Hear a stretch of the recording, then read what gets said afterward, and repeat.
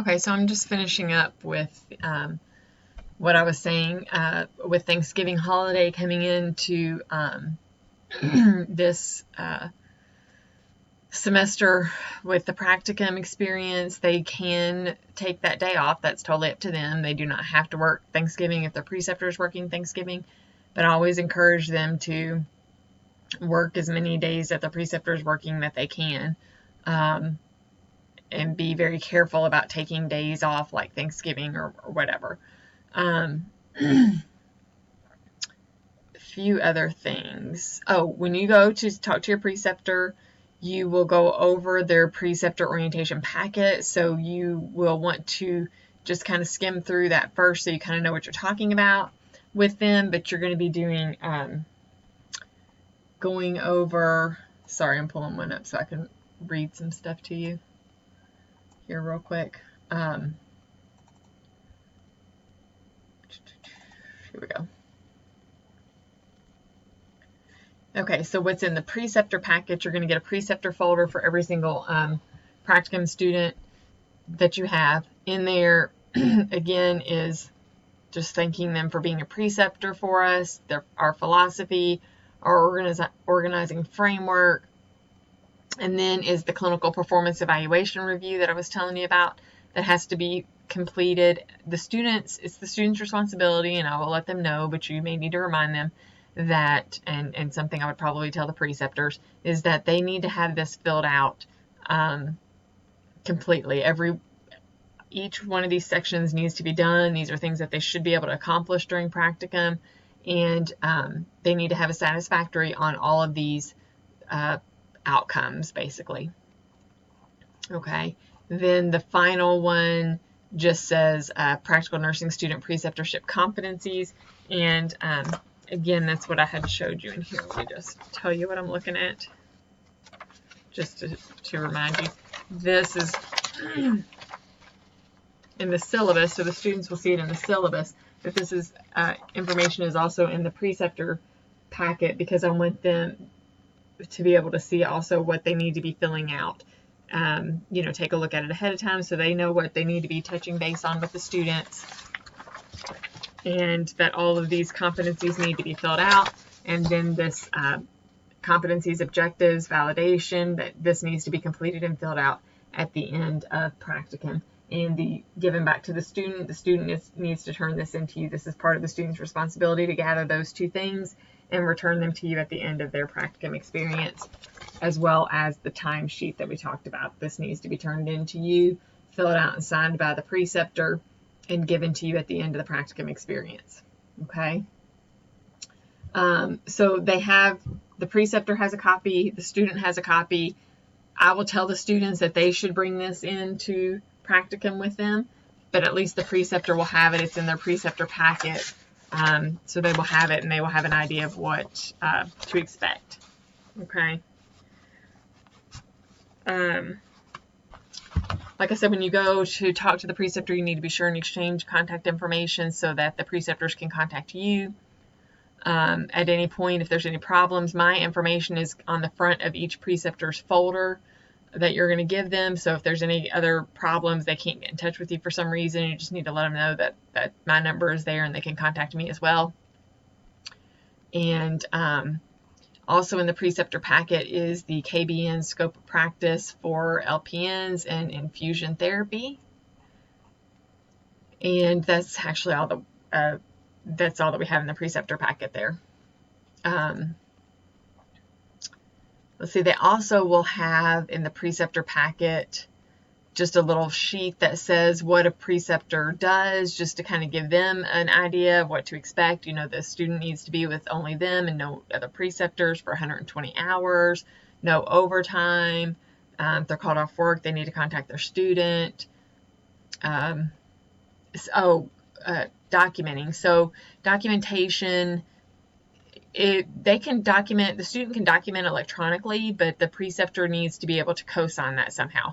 So if they're not able to co-sign electronically, then the preceptor needs to do all the documentation. Some preceptors, after a while, they're really comfortable with the student and they will sit down with the student and let the student do the documentation under their name, and that's up to the preceptor if they're okay with that. If they're not, and that's fine too, at the very least, the students need to be doing some narrative notes, because that is what we have been told by our facilities when we have this meeting at the end of each semester, is that the students really need to learn just how to write narrative notes. You know, if they can write a narrative note, then they can figure out how to do click the boxes on the computer charting. So if nothing else, you need to encourage the preceptor and the students to do some narrative notes for documentation. Student needs to be doing everything that the LPN does the first day or so. The student's really just trying to get used to it, acclimated, and find their comfort zone with their nurse. But after that, they really need to step it up and get involved and start actively participating in patient care, doing what the LPN's doing, jumping in there, always with their nurse with them. Of course, I don't want them to do anything without their nurse. And that's it. Just says if they have any issues, they can contact me if they can't get in touch with you. And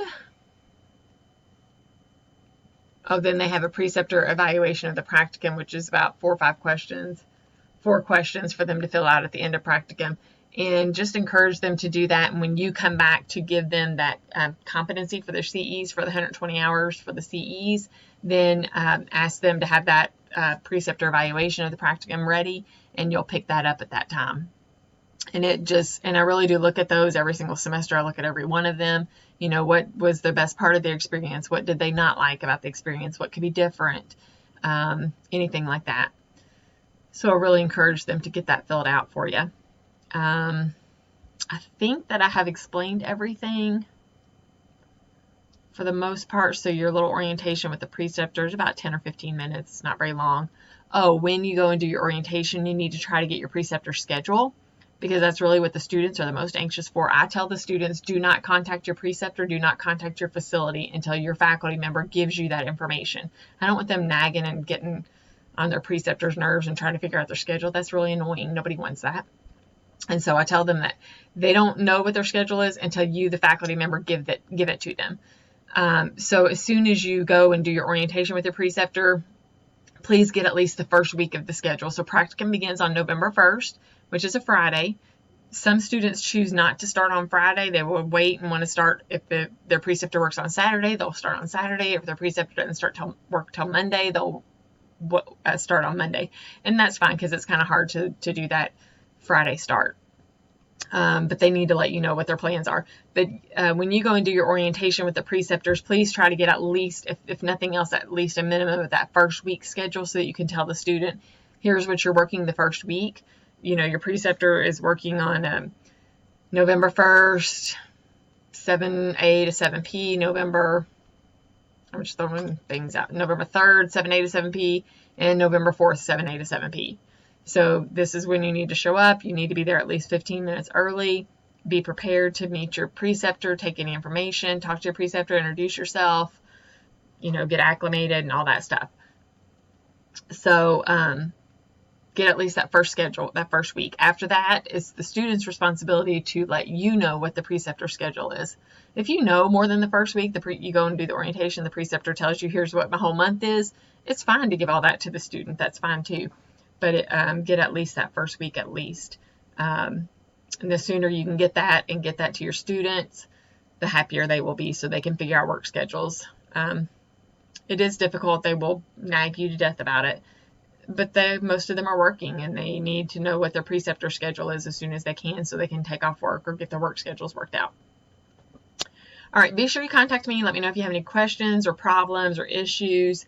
I'm sure I didn't cover everything. But I'm just hoping that this will work a little bit better than me doing this for each of the faculty members. We've got 6 this semester. Since I can't get a time when everybody can get together, I have to do each one of these individually. So I'm hoping that maybe this will help by just doing this recording. So let me know if you have any questions, and thanks a lot for helping me out and helping the students out. We really do appreciate it. Thanks.